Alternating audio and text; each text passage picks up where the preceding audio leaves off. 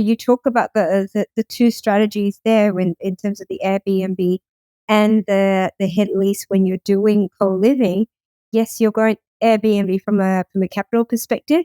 You're not going to be doing a whole lot in terms of putting up walls and so on and so forth. But the things that you need to be aware of is wherever you're going to be taking a hit lease for the Airbnb to make sure that the numbers work. Like it's a popular place that you get people who are renting your Airbnb. You do the numbers. It's sort of the underlying thing in all the strategies we talk about. You've got to do the numbers. You've got to do your due diligence, and you need to be able to ensure that any agreements that you're going into with your head lease covers things like what it is that you're covering and the right type of insurance that ensures that you're also covered. Definitely. And there is an inherent risk that comes through with a lot of these things, right? People are usually very optimistic about numbers. And so with all the strategies that we've discussed, and then the rental strategies are, I would say, one of the hardest to understand what the future income of some of these Airbnb or rentals look like unless and until you've tried and tested this out. Because, ultimately what you're doing is you're trying to manage it yourself. And so there are licensing issues, there are with roaming houses, there are roaming house, operator licenses, etc. All of those things that needs to be taken into account. Of course, on the rental perspective, if you're renting these out subsequently, there might be exposures in relation to having a real estate license. And so, people need to think about some of these things up front in making sure that, while there is money to be made, there is a certain amount of due diligence that goes in there. You can't do a conversion, where the house is not big enough. You need to think about how are you going to change the layout. The other important thing is that while you get these houses and you are investing money, for example, to put walls and put toilets or, bathrooms, etc., or portable ones, you need to give the property back to the owner in the right condition, right? And so it's important that you take some of these things into account, that, you can't just, give them back. So some of these costs needs to be, costed out up front.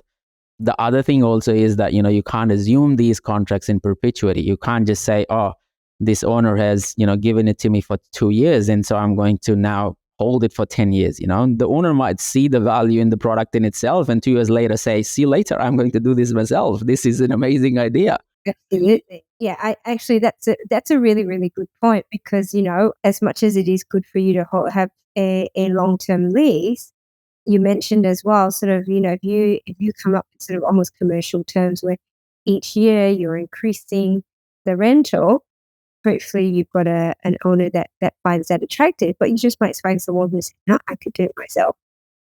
Yes, 100%. Yeah, thanks for the idea, 100%. And so if you are allowing for that, 2-year or 3-year period of lease, ensure that not only you're recovering your money back, you're also making a decent profit. One of the few mistakes that I could perceive is, people would naturally assuming a break even at a 2-year time, because they are spending, say, $50,000 in conversion. And so if you're not doing that break even and there's not an agreement to extend that lease, then you're almost, stuck on some of these things. Residential agreements are where the limitation in residential agreement typically is, from what my understanding is, and again, look, seek your advice, is you can't have, 2+2 or 2+3 like you can do with commercial agreements, right? It always has to be a fixed term agreement, and you work out, and that's it. The owner can give you a notice to vacate and say, see you later, does not have to do anything. Right? With commercial lease, you can control it a lot better. And so, one of the reasons that a lot of people don't go down this path, or they find it too risky, is because of that perpetuity nature of the leases. And so any money that they are spending on these properties, if they're not making handsome returns in the first 2 years, there is a risk of the owner putting their hand up and saying, I'm going to do it myself. Thank you for the idea. Yeah.